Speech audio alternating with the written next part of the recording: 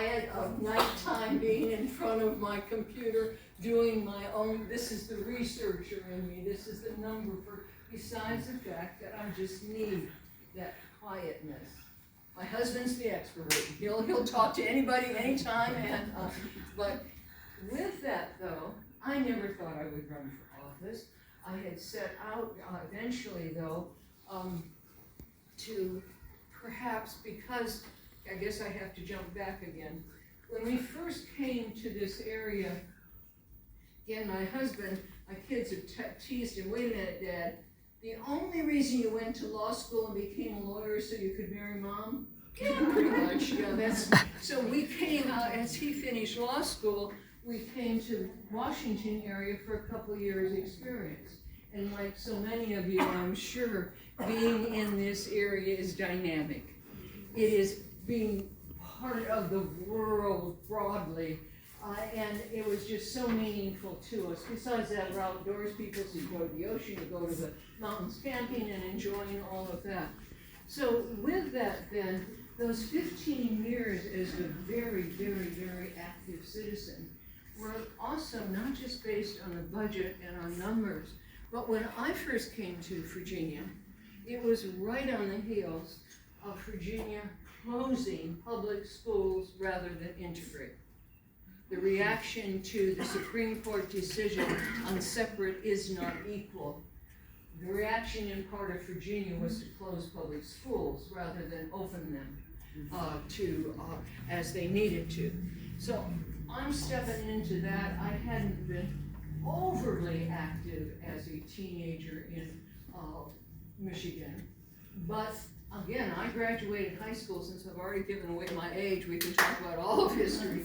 I graduated high school in 1958, and Brown versus the Board of Education had been decided in 54. In 58, I was on the Michigan Board of the Methodist Church, and of course I was Christian citizenship, faith and charity and all the others are doing. I'm citizenship, and I'm right in there trying to make a difference in using your beliefs. And I organized the first interracial meeting of the youth of the Michigan Methodist Church that had existed, because there was the Negro Methodist Church and there was the White Methodist Church in those days. So I had that involvement. So when I come to Virginia, then I'm saying, what in the world have I stepped into? And because of that, for a Northern Virginian, I started paying attention to Virginia almost immediately, trying to figure out what in the world again I had stepped into. So while there's this fascination of being next to the nation's capital and internationally being aware like many, many people aren't, I still had that awareness or that interest in Virginia. So as I got very involved locally in all of the schools and all of those issues and in budgeting, I also had that ongoing interest in the state. So as my kids then got into high school, I'm thinking, what do I do with the rest of my life? And doors were beginning to open for women at that time, because don't forget, on the heels of, and this is my life, on the heels of all of the civil rights movements that grew out of Brown versus the Board of Education and voting rights and all of that, that's also at that time Vietnamese War demonstrations that went on questioning what we were doing.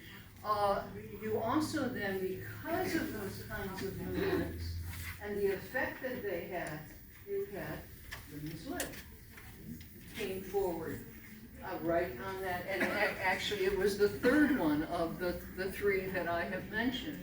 So the doors began opening then in the mid-70s for women that had not been opened before. And because of that, all of the work that I had done on the budget and on taxes, It led me to my first job, which was with the Fairfax County Chamber of Commerce.